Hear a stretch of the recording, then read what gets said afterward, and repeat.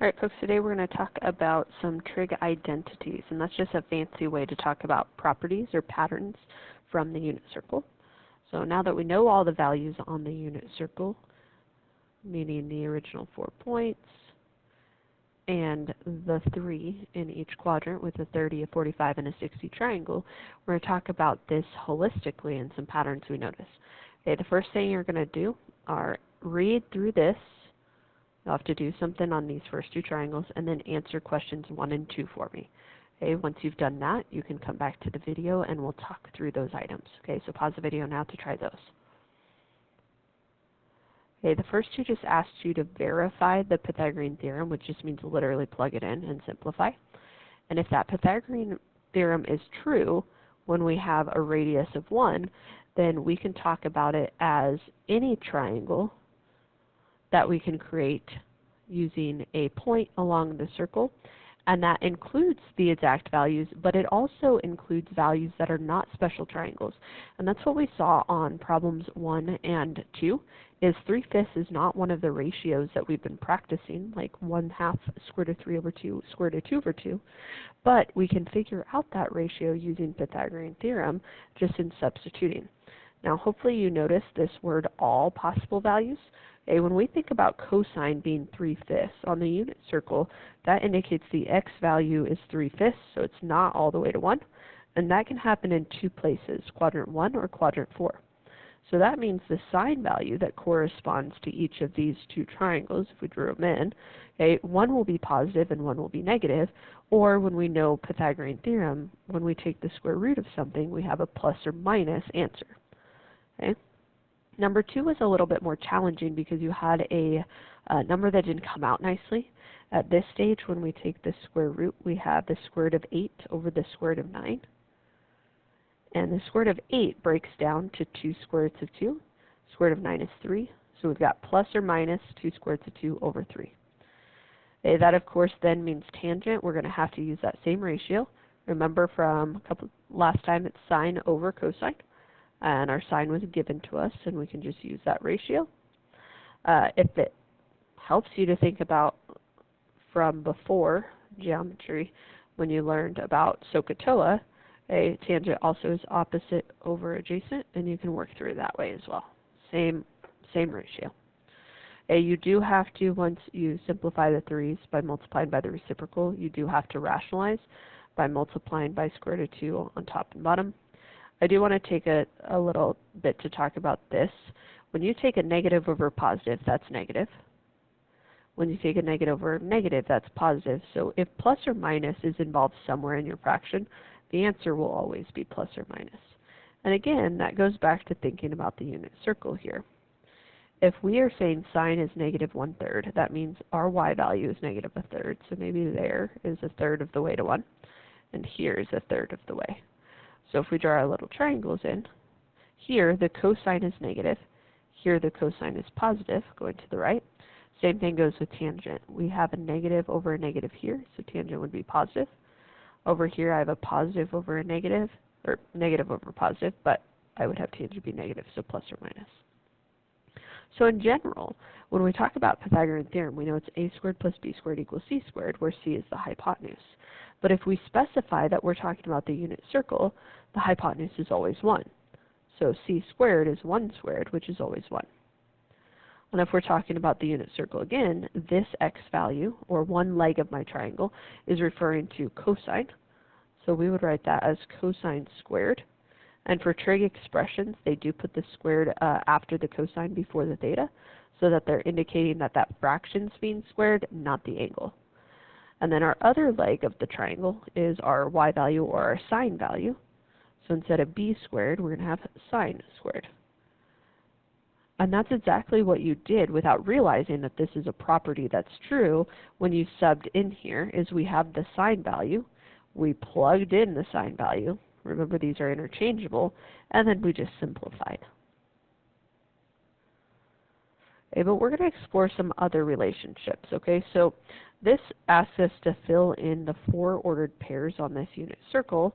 Okay, I could have chosen any of these special triangles, but I just wanted to choose on the 30-degree reference angle here. So it says label the 4 points marked off by the triangles in the picture at the right. So I want you to write the 4 ordered pairs that correspond to these 4 points, knowing that this is a 30, 60, 90 triangle. Okay, pay attention to sign, positive or negative. Pause the video and do that. Okay. With these, we know that the ratios match up.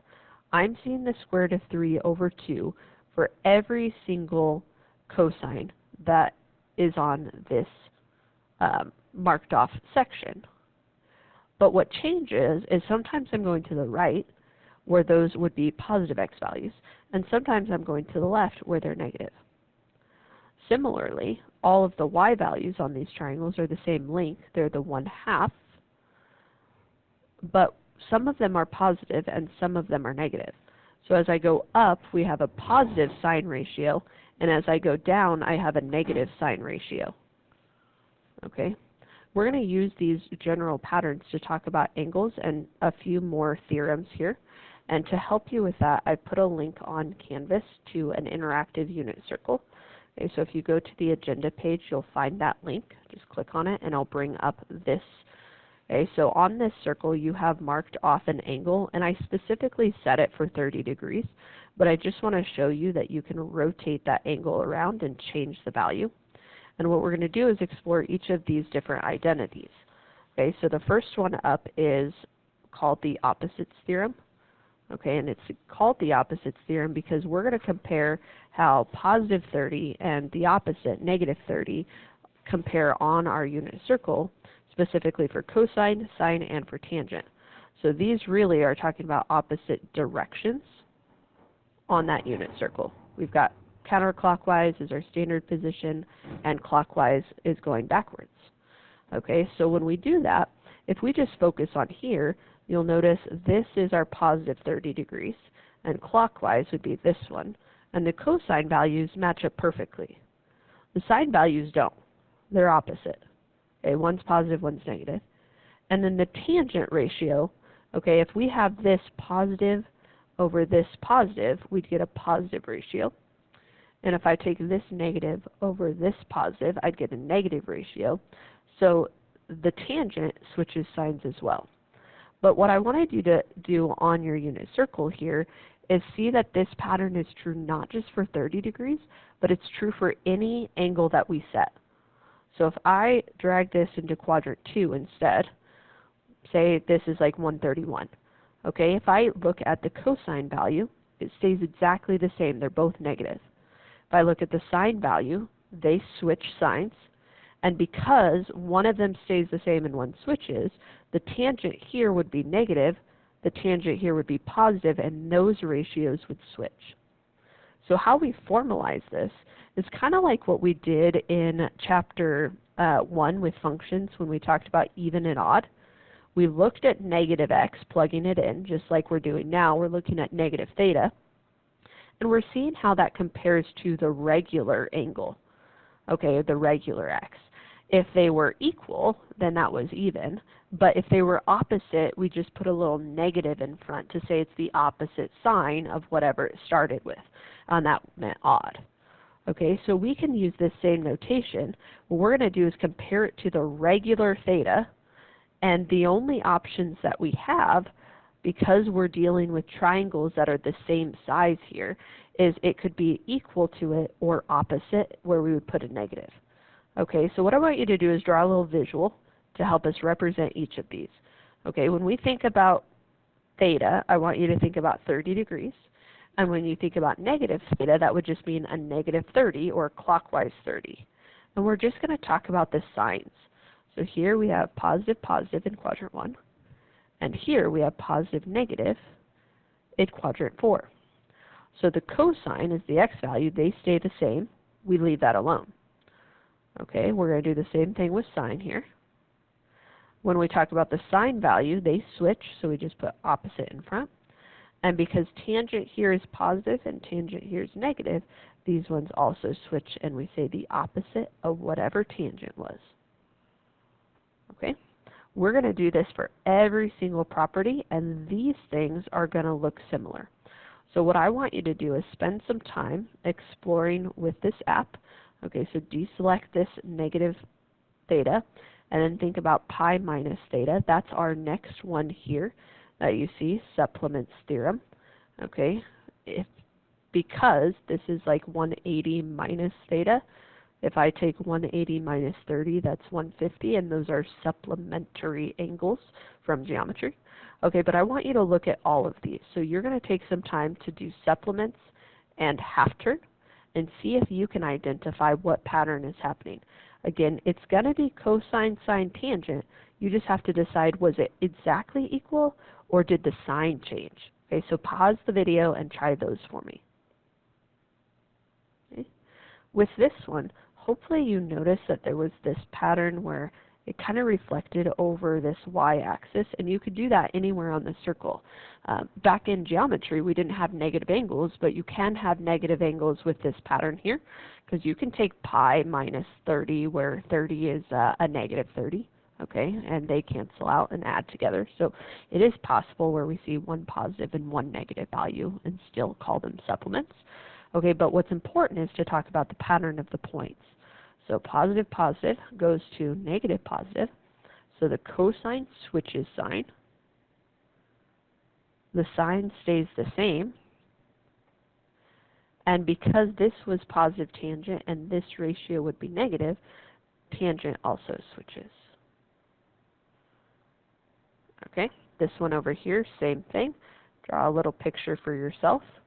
If we think about 30 degrees, and then we compare it to 30 plus 180, okay, and that's the example I gave you here as the 210.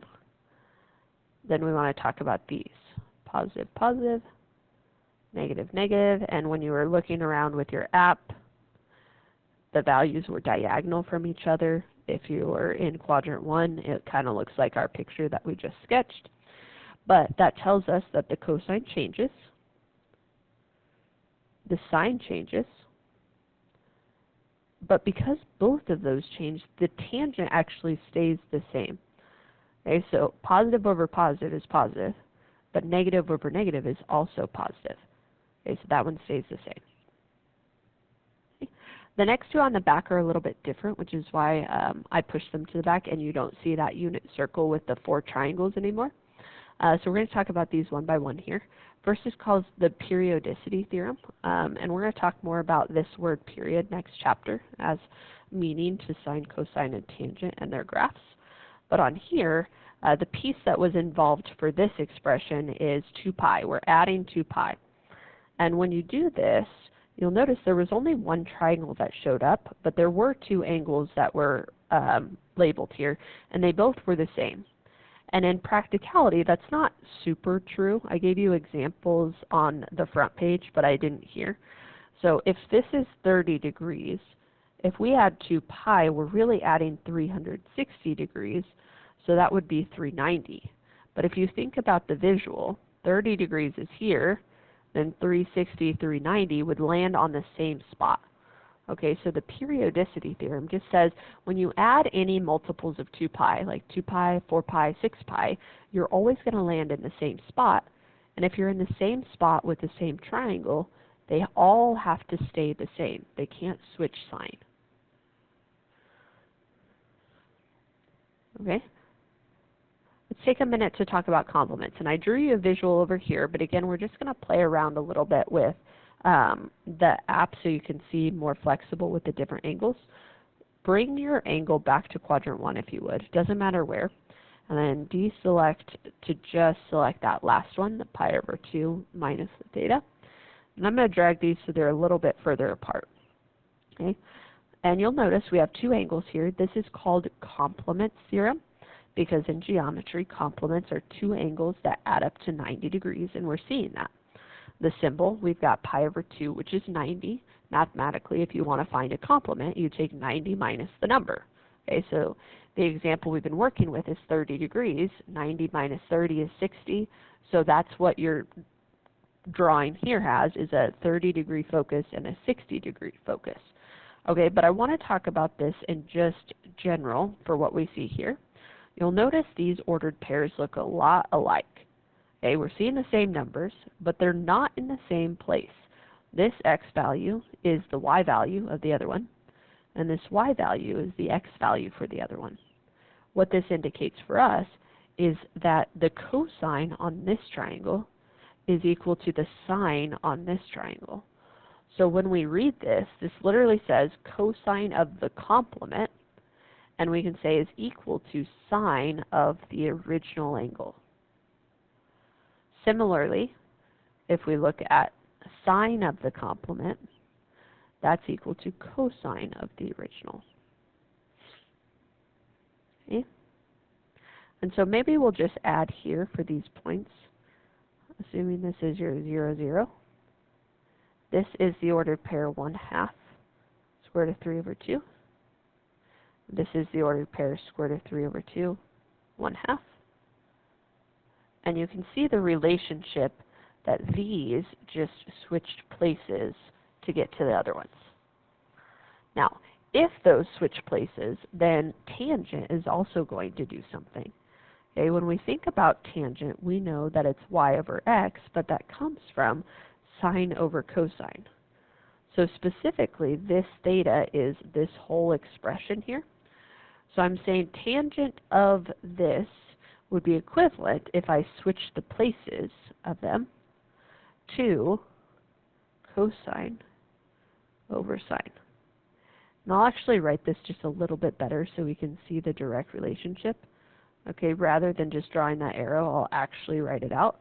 This is the same thing as sine of pi over 2 minus theta, and cosine of pi over 2 minus theta.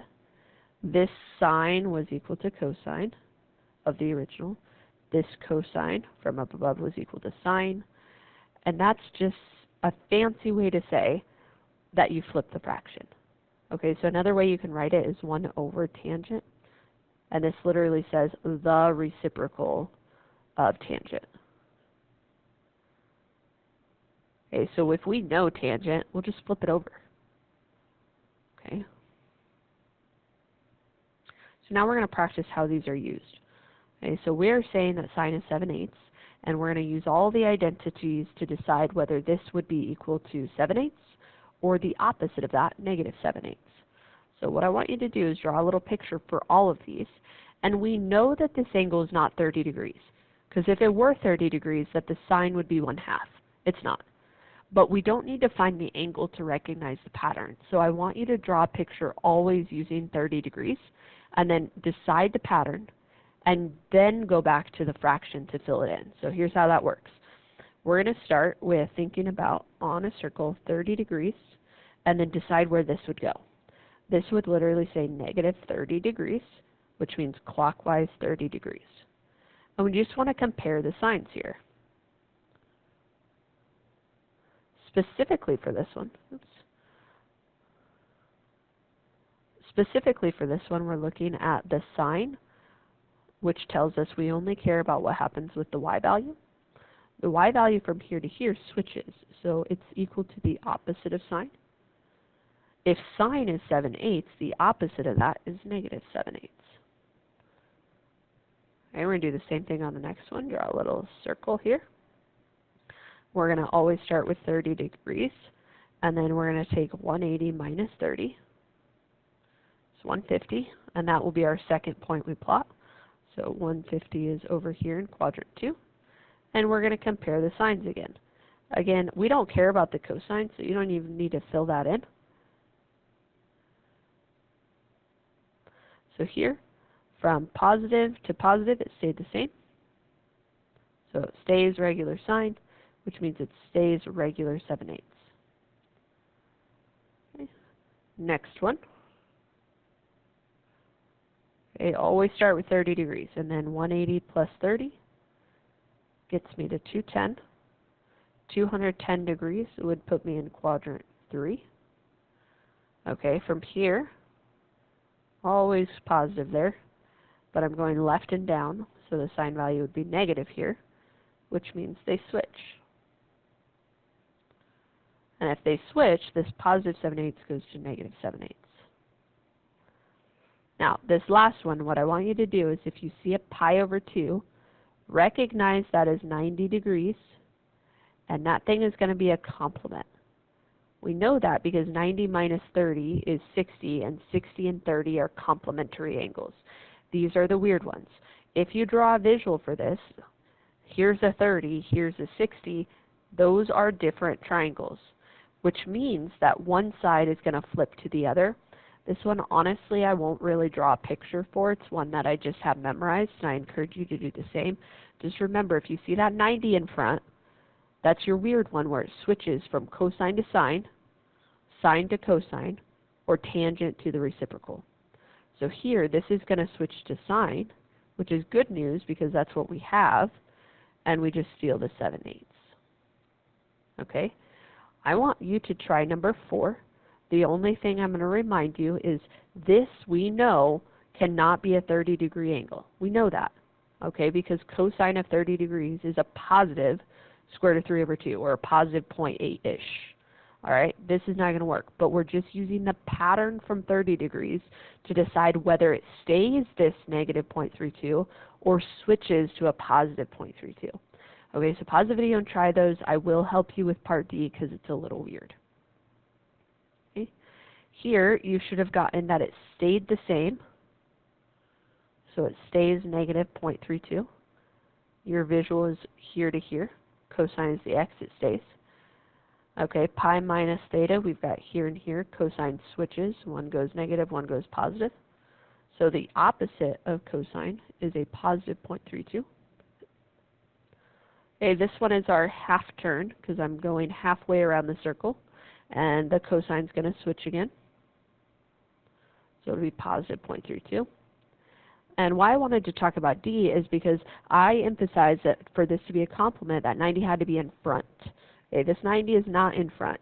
If I take 30 minus 90, that's a negative 60. 30 degrees and negative 60 do not add up to 90 degrees. They are not complements. Okay, but we can use the idea of complements to fix this. Okay, here's what we want to do first. Complements are where pi over 2 comes first, so we're just going to switch that around. Now, mathematically, this is not a valid statement if I don't think about sign. Like this, those aren't equal. And we know they're not equal because 5 minus 4 is not the same thing as 4 minus 5. Okay, subtraction is not commutative. However, this is representing an angle. So this first angle and this second angle are opposites. Here's what I mean by that. This is a positive theta, that's a negative. This is a negative pi over 2, this is a positive. So they're exactly opposites. So I want you to write that. This is opposites. So we're going to think about opposite angles on a circle. If I think about opposite, remember it means opposite directions. So one of them is going counterclockwise and one of them is going clockwise.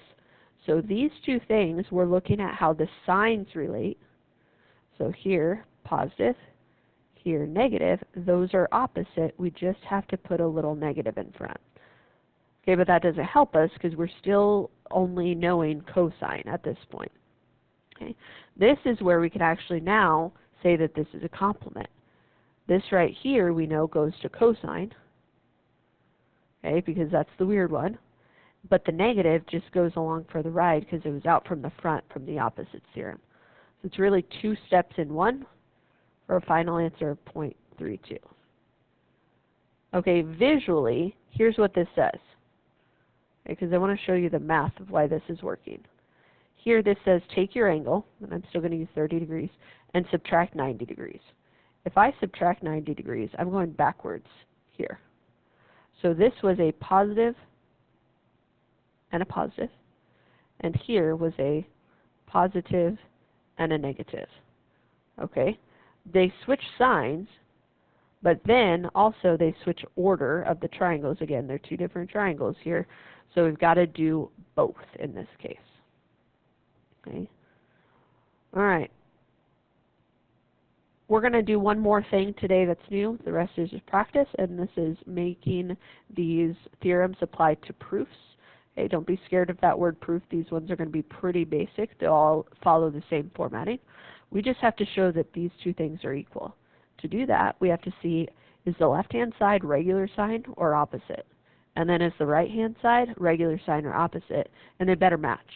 Okay, so start with little 1 and a given, just like you would in a geometry proof. And then what we're going to do is just pick on a side to start with. So I'm going to pick on the left. And we're going to think about what that would do. Okay, I know it's positive sign or negative sign. And we just got to think. So there's my regular theta, and we want to compare it to negative theta. Remember, imagine theta as 30 degrees. So this says negative 30 or clockwise 30. Clockwise 30 is here. And the sign value is the y value. One goes up, one goes down, so they switch. Okay, but the trick here is really talking about the names of these. Okay, so remember our options are opposites theorem, supplements theorem, half-turn theorem, periodicity theorem. That's the weird one with the 2 pi. Okay, and complements theorem, that's the weird one with the pi over 2 for the 90 degrees. So here, these opposite directions, one going counterclockwise, one going clockwise, tells us this is opposites theorem. Okay. Then we're going to go to the other side and do the same thing. So sine of pi plus theta. We know it has to equal opposite sign because these are supposed to be equal to each other. Okay, but let's talk about y. Again, just draw yourself a little picture and plug in 30. This says 180 plus 30, which is 210. And 210 gets me in quadrant 3. So from here to here, the sign value is the y value. One goes up, one goes down, so it's opposite of sign. Okay, out of these ones, it's not opposites. We just talked about that was going counterclockwise and clockwise the same direction. Supplements are numbers that add up to 180. Our numbers were 30 and 210. Those don't add up to 180. Half turn is physically half a turn around the circle, and that's what's happening here. They're diagonal from each other, or halfway, so that is our half turn theorem. Okay. And finally, I'm going to have you remember from geometry a property that says you can cross out anything that's repeated and set the leftovers equal to each other or congruent to each other, sometimes in geometry. And that was called the transitive property. Every proof that we do should end like it starts. And this is of equality, not of congruence.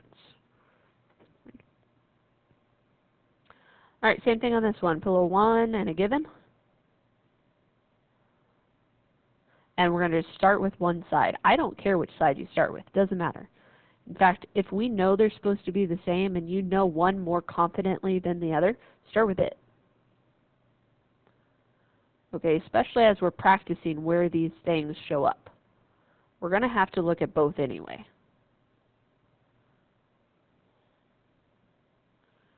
All right, let's take a look at this first one. Pi minus theta says 180 minus 30. 180 minus 30 is 150, puts you in quadrant 2, and we want to think about how tangent relates. Okay, so tangent in quadrant 1, positive divided by positive, is positive. Over here we've got a negative and a positive, so a positive divided by negative is negative. Those switch. So then by default, this would also have to be negative tangent. But again, we're going to talk about why, because that helps us with our justification. Okay, so let's go back to this one. If I take and look at my picture, they're not half a turn away. That's gone.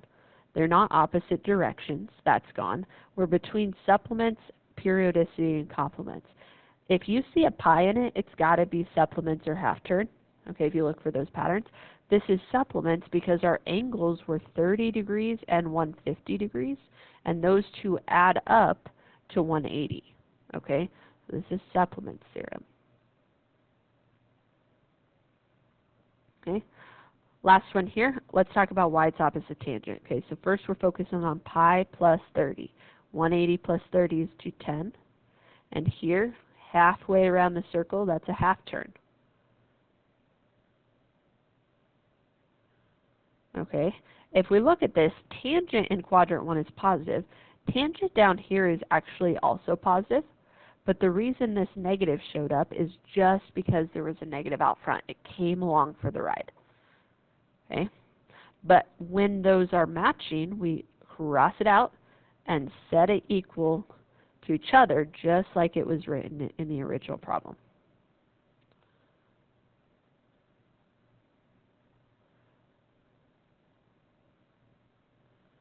Okay, and that is transitive property of equality. Okay. The last two problems just have you check that what we talked about on the video makes sense. I am going to go over one thing here because a lot of your homework problems relate to this. Okay, when we look at what we talked about first, Pythagorean theorem, and what we talked about second with all these identities, a lot of times I will give you all those questions together in one problem, and that's what number 1 shows. Okay, Pythagorean theorem is implied here because we're given sine, but we're asked about cosine and we're asked about tangent. That means we have to go find those things first. And that's a hint I gave you here, is to go find those first. Okay, when you use Pythagorean theorem, normally it's plus or minus. That's what we did on the front side. But I've also added this statement. This just tells me that it's not plus or minus. So we're going to take care of that first. So specifically, we're drawing a triangle attached to a specific quadrant. So this is 3 pi over 2 to 2 pi. 3 pi over 2 is here. 2 pi is here. That puts me in quadrant 4. And if I'm quadrant 4, the sign it says is negative 2/7. That makes sense for my triangle. This is 1, and this is what I need to find to be able to find cosine. Okay, so when I talk about cosine, regular cosine, this x value is going to the right. So I know that this ordered pair has to be positive. So what I would recommend is figuring out your signs first. And then this going down is negative, which means my tangent has to be negative. And that way, when you do all your work for Pythagorean theorem, you know already that cosine is positive and tangent is negative before you even get started. Okay? So I want you to actually pause the video and do that for me. Okay, so then these are the values you're going to use to decide whether they stay the same or switch from the original negative 2/7, positive 3 squared of 5 over 7, or negative 2 squared of 5 over 15, just like we decided whether this point, negative 0.32, or this 7/8 would stay the same or switch. So what I'm going to have you do real quick is, for this row, draw one picture because they're all the same angle. For this row, draw one picture. They're all the same angle. And for this row, do the same thing and decide whether you would use the same cosine value, the same tangent value, the same sine value, or if they would switch, and then just grab those numbers. Okay, when you come back to the video, we'll check the answers.